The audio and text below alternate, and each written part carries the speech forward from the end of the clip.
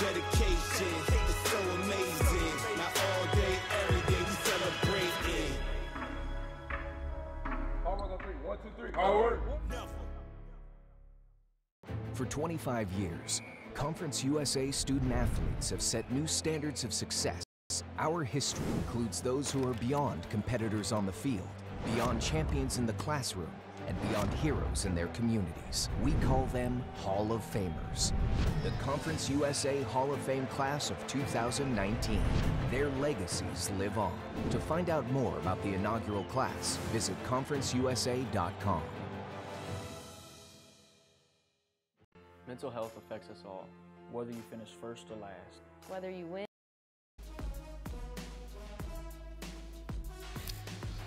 Well, the bye week has come and gone. No more of those until mid-November. It's time to roll. It's game week for the next 6 weekends at FIU, including the next 3 at Ricardo Silva Stadium. Panther Talk Live at the Graham Center rolls on for another week here at FIU. Glad to have you with us once again on Facebook Live. Appreciate you tuning in every Monday morning. AJ Ricketts alongside Head Coach Butch Davis. All right, game week once again. We look forward to the UMass this week going out of conference. The 3rd straight year, a matchup with the Minutemen. But before we talk about UMass or last week's game against La Tech, just the emphasis, the focus on this bye week. Seems like a good time for it in the midst of conference play. Guys recharged, resets, and a self-evaluation of where the team's at. You just nailed it. I mean, one of the things, obviously, is kind of hit the reset button and go, okay, what has happened in the first 4 games this season, we can't fix and we can't change those. But what we can do is analytically, we can take a long look, which we did last week, at what we're doing good, what we need to improve at, and what we need to get rid of. Sure. Things that, you know, if they're not going to work this year, we don't need to be practicing them and doing them. And so it gave us a chance to look at a lot of the things. And one of the things that came out of it, AJ, is obviously a lot of self-imposed things where we've done to ourselves.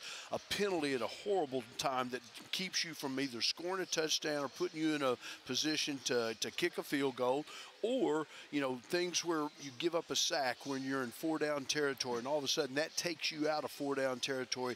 So there's a little bit of things on the offensive side of the ball, a little bit of things on the defensive side of the ball.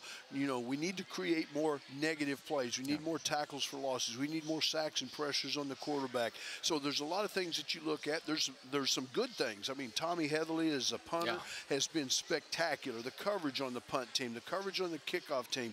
Obviously, you know, Jose Borgales, it'll give him a little bit of a chance to get a fresh restart. You know, he was one of the best place kickers in the entire country, and obviously he's had some issues this fall where he's missed some field goals and some extra points. We got to get him back on track, because those are deals where you score at the end of drives, and we've got to be able to do that. So it was a good week. We had a good week of practice. The kids got some time off, and now we're ready to get focused on UMass. There were a number of positive things to take from the La Tech matchup, and I think one that stands out obviously is kind of the resurgence of the offense a little bit, in particular James Morgan, as we take a look at his tape from the other Friday in Ruston. His final numbers, Coach, 29 for 41. He had a career high 394 yards, and he played tough. That 15-yard scramble to the end zone, a lot of great throws like the one there to Shamar. It was great to see him back and contributing the way he did. Well, he's such a great leader, and he's a terrific player on Saturdays. You love him having the football in his hands, his ability, and here, this is one of the things that's added. People don't realize this. He actually ran on the state championship mile relay team in high school, so he's a better runner than people give him credit for. But the one thing he can do is he can throw the football, and guys like Austin Maloney and Maurice Alexander, those guys, Tony Gator, they're making some big catches for him, which really helps. He always says he was the weakest leg on that 4x400 team, but he still has a ring to show for it. And that scamper to the end zone perhaps could have been a late hit on that, but none. It should have been. Yeah, 2 yards in the end zone. He's 4 yards into the end zone, and obviously he gets a late hit. They don't call a penalty, but it should have been. Sure. A career high 394 yards and 2 touchdowns for James Morgan. I want to talk about the run game a little bit as well. It's in Napoleon Maxwell. It seemed like he contributed best in a lot of those jet sweeps, getting a lot of 10, 11-yard runs, a couple longer than that even. He ends up with nearly 10 yards per carry. The team, 144 yards. What your thoughts about the run game and how that was executed? Well, again, AJ, I thought our runners ran physical and tough. Here you can see Anthony Jones making a great run off tackle. You saw the plays previously with Napoleon going downhill and making some good speed on the perimeter. You know, we've got to keep those guys involved more in the game, because the more successful that you are in the running game, then obviously it puts the receivers on islands one-on-one, and that, you know, gives James a lot of opportunities. And we just got to continue to do that. We've got to push the football, run the football, and make sure that we stay ahead. When our running game is working well and we can stay out of those second and longs and the third and longs, which has probably been one of the biggest issues that we've faced this whole year, is the third down situations for our offense. We were 2 of 15 in one game. We were 3 of 12 in another game. But if you run the ball good and you get it in third down, 2, 3, 4, and 5, you got a great chance to convert into first downs. I know that third down efficiency is something you want to continue to address in the offensive phase. Issues to work out in the kinks defensively, but in the special teams aspect, and you referenced it earlier in the show, you have to feel a lot more confident than perhaps you did after the Tulane matchups, because since then, Tommy Heatherly has been terrific. To put it in perspective, he averaged 50 yards per punt with his 3 punts against La Tech. Get on the road, he had a long of 57. He's been solid since that Tulane matchup, and that's really great to see. And, you know, you go back, and here's a junior college player that's coming from NEO Junior College. He played high school football in Grove, Oklahoma. Now, all of a sudden, he's playing Division I football. And I think, you know, the moment at Tulane was maybe just a tiny little bit, but obviously he's a smart kid. He works at his craft. If you came to practice and you watched him, I mean, he's gonna kick 25 to 50 balls every day, and he really worries and works on his technique. And now that he's in a rhythm, he's in a technique, one of the great things about it, AJ, is the fact that he gets his punts off under 2 seconds. It's a 1.93, 1.94, which really gets him into a good rhythm, and then he booms the ball down there and makes it easy to cover, and he's been a real positive for our football team. It's that great hang time, too. You get the ball off quick, some good hang time. You know, good things happen there. Last note about La Tech before we head to break. You referenced it after the game to the Herald. You know, Coach, there's a difference. There's a very thin line between discipline and fake toughness, perhaps. And you weren't happy with a couple of those late penalties or whatnot, whether it be Deontay or Devontae, whatever it may be.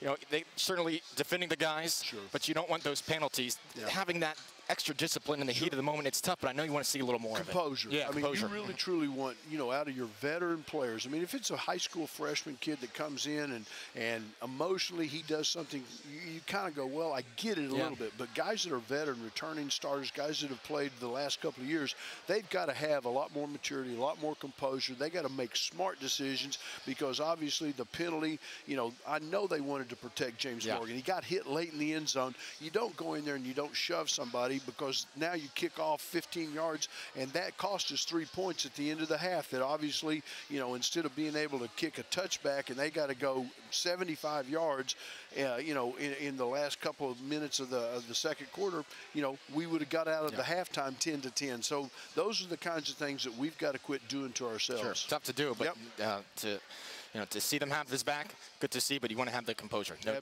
doubt moving forward. All right, that wraps up the A block here as we move forward. For over 50 years, Florida Lumber has been servicing homeowners, contract, and handyman with interior and exterior impact doors, lumber, cements, and more. Their staff can handle about any building project. Visit their showroom or go to floridalumber.com today. Florida Lumber, more than just lumber. All right, great weekend for the swim and dive team, a win over the University of Miami. Let's take a look at how that went this past weekend. The meet on Thursday gave us a lot of things to work on. We didn't come out of that meet feeling great about, you know, what we need to do. We knew we had a lot of things to work on. Our team energy we thought was good, but not great, and we felt like we could elevate that a little bit more. And the team regrouped well in 2 days and came back, and, you know, in my opinion, the energy from the moment they stepped on deck was completely different. It's infectious, and it led into their swims. They were a lot more fierce and competitive, and you know, beat a good team today, and never really let up all the way through. First, I guess, I mean, Taylor Gravenhorst is just lighting it up. I mean, she's doing things right now that she's hardly done ever in a speed suit, you know, and she had a great summer, trained her butt off, had a great season, and she's come in just on fire. Freshman again, Lamia Mendoza, you know, came out and followed up a great performance on Thursday and came back.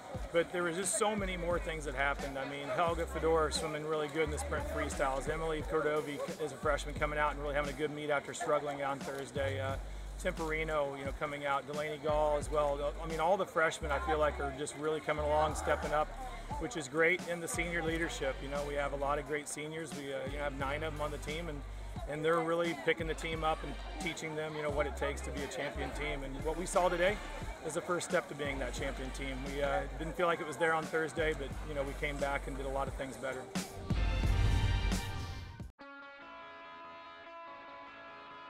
This is the CUSA way. Watch us be competitive, unique, strong, and athletic. We're driven. We're passionate. We're champions. This is the CUSA way.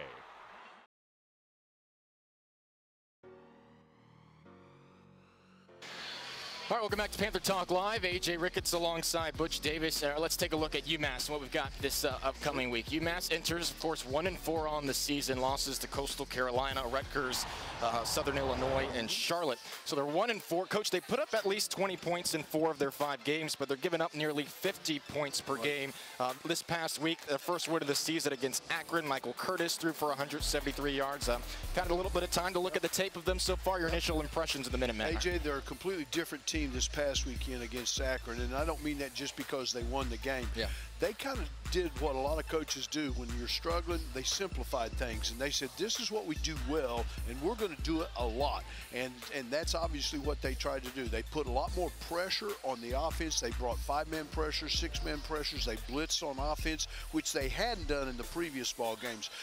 On the offensive side of it, the quarterback did a good job moving the pocket, throwing the football, running the ball, being where you could be kind of unpredictable, be a kind of a two-phase offense where you can run the ball and throw the football. Yeah. And obviously, you know, they made some really good plays in the game. Their corners, they'll press you the minute you get off the bus. It's going to be press, bump, and run all the time. You know, on the offensive side of it, they're going to try to take explosive plays. One of the things that they really did, they had a lot of success throwing the ball down the field during the course of the game, and they got some big plays, some big explosive plays that really helped them move the football during the course of the game. It's a team that's had some peaks and valleys over the past couple of years, no doubt. The new head coach, Walt Bell, his last 3 stops, offensive coordinator at Arkansas State, Maryland, and Florida State. And, you know, folks might think Florida State, well, they've had an off year. Well, they were the #2 passing offense in the ACC last year. Yeah. So it's his first job as a head coach, and you've got a team that's picked up their first win. You know, you don't know what to expect. Those guys come in with a lot of confidence off their first win. And there's a lot of things. The energy level that they played with, you could just see it on the sidelines. Guys were engaged in the game. They were cheering for their teammates. I mean, it was really, truly a very impressive win for them last week because they played well in all 3 phases. Yeah. All right, let's take a look at the 2018 matchup against the Minutemen. And again, we've played these guys the last 2 seasons. 63 points for the Panthers in both of those matchups. And right out of the gates last year, Coach got off to a great start, a 14-0 lead, a couple touchdowns on the ground. There's one from Napoleon Maxwell right there. He had 2 backs with 100-plus yards in that game. Napoleon had 104. He ended up with 329 rushing yards. Sterling Palmer ended up in the end zone. And I think what stood out about this game is that all 3 phases executed well, especially special teams. You're about to see Maurice Alexander had his come-out party. And obviously, that's what you want, AJ. You want to be able to play well in all 3 phases of the game. You don't want it to be where you're struggling, especially in special teams, if you're not covering kicks and you're not, you know, playing the field position situation where your offense gets good opportunities to take over the football. Obviously, here you see Maurice. He does a great job, makes some people miss, you know, hits a home run. Once he gets into the secondary, once he gets down the sidelines, he's going to be a difficult guy to try to catch. You know, all the things you referenced, the fact about having 2 running backs with over 100 yards, you know, the success that you have with the running game really, truly opens up the opportunities to throw, and it gave James an opportunity to make some big plays. And Rocky Jocks, we added the exclamation point with the pick 6 there, one of his 2. I think the stat that stood out after that game was Maurice's punt return totals. To put it in perspective, he had more punt return yards in that game than we did as a team in 2017, and it wasn't as if punt returning yards was a detriment. It just wasn't getting a lot of yardage, but Maurice really made himself a factor in the special teams. I mean, he's one of those those kind of kids that you really need to try to make sure that he gets touches during the course of the game. And obviously, you know, at one point last year, he was one of the top 3 or 4 punt returners in the country until he just didn't get enough opportunities. And people either kicked away from him, they stopped kicking to him, or they would kick away from him and stuff. But obviously, you know, he's dangerous back there. All right, final thoughts when we come back. As we head to break, we'll take a look back at the men's soccer victory against Stetson. They're unbeaten. They haven't lost yet, ranked 16th in the country. We'll see what comes out in the latest poll tomorrow after their latest win. But let's take a look at that win against Stetson this past week. I don't think we needed to change much. We just said to the guys at half that we needed to just be a little better on the ball and just decision making, you know, passing, right? Just the simple things, but also the most important things about our game. So we knew what they would do. We knew their formation and their good side and the problems that it would present, but I thought the guys handled it well for the entire 90 minutes, and you know, they were given the goal and late in the game, deserving, and then a sealer with a couple minutes left. So happy for the group, second consecutive clean sheet, which is really important, and last home game before we leave, obviously, for UAB. Yeah, we talk about it, right? And so if you go back to the North Florida game, I thought the first half was good and the second half was not as good. So we addressed that going into ODU, and I thought we played 2 solid halves. And then tonight that was come out, have a good first half, see what happens, and it was 0-0 at the half, and that was fine with us. And again, they're a good side, and they're playing in a 3-back system, so for us to play against that for the first time, you know, there is some just a phase of just adjustment. But then I thought over the spell of 90 minutes that the guys were patient enough. You always want to be better, right? And we're continuing to get better game by game and improving, and so that's good to see. And again, a collective effort tonight by the squad to keep a clean sheet, you know, so 2 in a row is really promising for this group heading into UAB. Conference road game, right? Good side, tough. There's no easy games. We tell our guys 1 game at a time. So we get back to it tomorrow in preparation for UAB, and that's all we're focused on, doing our job. And we tell that to the guys, and they've done a good job up to this point, but still staying humble and hungry. That's the MO, and keep getting better every day as a group. I don't think we needed to change much. We just, whether you finish first or last, whether you win or lose. The stigma around these issues causes those around us to suffer in silence. Mental health is nothing to be ashamed of. You are not alone. You are not alone. As a student athlete, as a teammate, as a friend, we pledge to continue the conversation. Because it matters. Because you matter. Stand up to the stigma. Stand up. Stand up. Continue the conversation. You are not alone.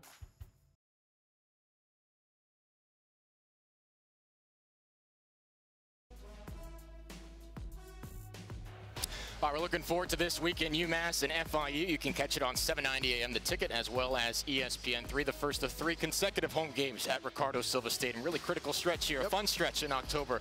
We're looking forward to, and that begins this weekend against UMass. And again, coming off the bye week, it seems like it was a good time just to let players recharge, reset, get back to full strength or close to it. A really good time for that bye week. You know, AJ, we tried to use last week as one of the best things that you could do for this football team.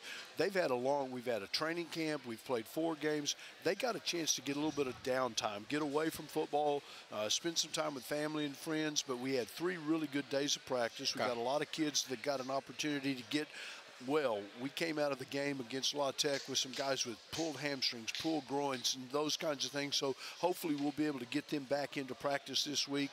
I think our kids are excited. I think they're looking forward to it. I know that they practiced last week with deliberate practice, with focus and intensity of like, we need to fix the things that we're not doing well, and I think our kids did a great job of, and I have to give credit to our assistant coaches. Our assistant coaches, I mean, their motivation, their energy level, their passion becomes infectious, and they really are working with the kids to try to get them over this hump.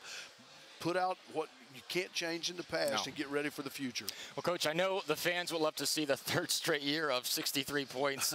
It's easier said than done, of course, but in your mind, your keys to the game this weekend. Well, one of the things that's very impressive when you look at the Akron game, their front 7 guys, they've got guys in the defensive nose tackles and the 5 techniques. Those guys are big and strong and powerful. Their linebackers run really good. They can bring guys off the edge and blitz and put pressure on the quarterback. And their corners, AJ, I mean, really, truly, I mean, they all play bump and run press that a lot of times, if you don't have confidence in them to be that good, you wouldn't do that. And they do it almost the entire game long. So that's one of the things that our receivers, they don't see a lot. They've got to get prepared this week for that. On the flip side of it, on the offensive side, the quarterback does a good job throwing the football. So we got a lot of challenges this week in all 3 phases to be prepared to play well. And I tell you what, Kalen had a great game coming in for James against New Hampshire. I know there was some concern among the fan base. Would James be all right in his return? What was his status? I think he answered those questions resoundingly against La Tech. It's great to see QB12 back and healthy as we move forward. Appreciate you joining us again for another edition of Panther Talk Live. Coach, appreciate the time as always. See him in the cage, Yes, sir. Cage this Saturday night, ESPN 3, 7:90 a.m. the ticket. Time to get back on track. We got 3 games at home. Looking forward to it. Pause up, fan. We'll see you next time.